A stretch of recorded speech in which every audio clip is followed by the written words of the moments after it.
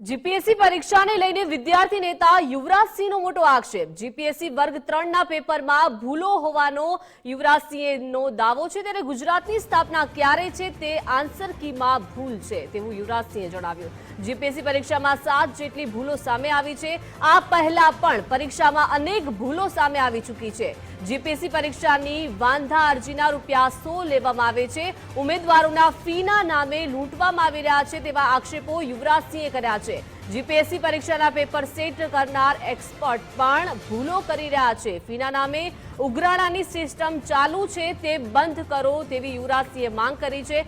હવે વિદ્યાર્થીઓને રિફંડ જીપીએસસીએ અન્ય ભરતી બોર્ડે આપવું જોઈએ।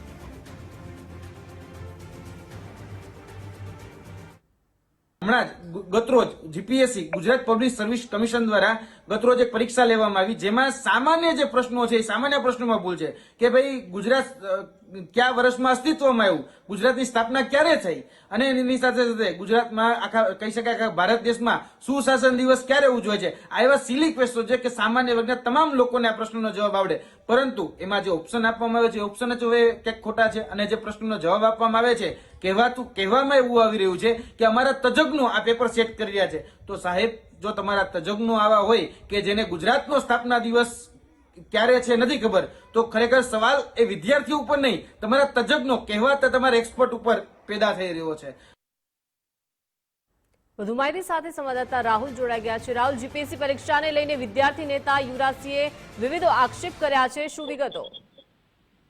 બિલકુલ, જે પ્રકારે થોડા દિવસ પહેલા જીપીએસસી ની પરીક્ષા જે છે તે લેવામાં આવી હતી, એની અંદર ગુજરાતનો સ્થાપના દિવસ ક્યારે થયો અને જે અલગ અલગ જે સવાલો અંદર પેપરની અંદર મૂકવામાં આવ્યા હતા, પરંતુ સરકાર દ્વારા જયારે જે જીપીએસસી દ્વારા જે પેપરની આન્સર કી જાહેર કરવામાં આવ્યું ત્યાં 7 જેટલા પ્રશ્નોનું જવાબ જે છે તે ખોટા દર્શાવવામાં આવ્યા હોય તેવા આક્ષેપ છે વિદ્યાર્થી નેતા જે છે યુવરાજસિંહ દ્વારા કરવામાં આવ્યા હતા। તેમણે જણાવ્યું હતું કે ગુજરાતની સ્થાપના દિવસની જે છે એ એમના એક્સપર્ટ જે પેપર સેટ કરતા હોય તે લોકોને જ ખબર નથી। અને બીજે જે પણ આક્ષેપ કરવામાં આવ્યો હતો કે જીપીએસસી દ્વારા જો વિદ્યાર્થીઓ ભૂલ હોય આન્સર કીની અંદર વાંધા અરજી કરવામાં આવે તો વિદ્યાર્થીએ પ્રશ્ન દીઠ 100 રૂપિયા ચૂકવવામાં આવશે। એટલે કે યુવરાજસિંહ સ્પષ્ટ આક્ષેપ કર્યા હતા કે એક બાજુ વિદ્યાર્થીઓને પરીક્ષા નામે ફી જે છે વસૂલવામાં આવી છે, ત્યારે બીજી બાજુ જયારે વિદ્યાર્થીઓ સાચા હોય તો સરકારની જે જીપીએસસી દ્વારા જે આન્સર કી મૂકવામાં આવ્યું છે તેની અંદર જે સવાલો ભૂલથી ને ખોટા જવાબ બતાવવામાં આવે તો એ પણ બતાવવામાં આવે તો પણ વિદ્યાર્થી સાથે બીજી રીતે પણ લૂંટવાના પ્રયત્ન કરવામાં આવી રહ્યા છે, જેને લઈને